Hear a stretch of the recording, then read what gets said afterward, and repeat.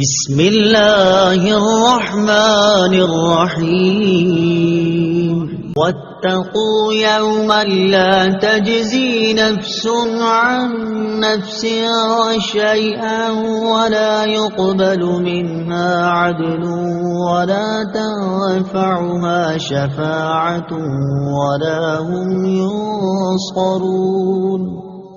ترجمہ: اور اس دن سے ڈرو جب کوئی جان کسی دوسری جان کی طرف سے کوئی بدلہ نہ دے گی، اور نہ اس سے کوئی معاوضہ لیا جائے گا، اور نہ کافر کو سفارش نفع دے گی، اور نہ ہی ان کی مدد کی جائے گی۔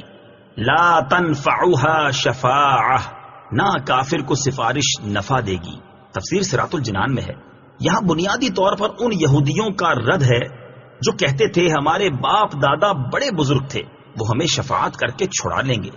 انہیں فرمایا جا رہا ہے کہ شفاعت کافر کے لیے نہیں ہے، گویا یہاں کافر کا بیان ہے کہ کافر کی طرف سے کوئی بدلہ نہ بنے گا، اور نہ اس سے کوئی معاوضہ لے کر اسے چھوڑا جائے، اور نہ کوئی اس کی شفاعت کرے گا، اور بالفرض اگر کوئی کرے تو کافر کے حق میں شفاعت قبول نہیں کی جائے گی، اور نہ کافروں کی مدد کی جائے گی۔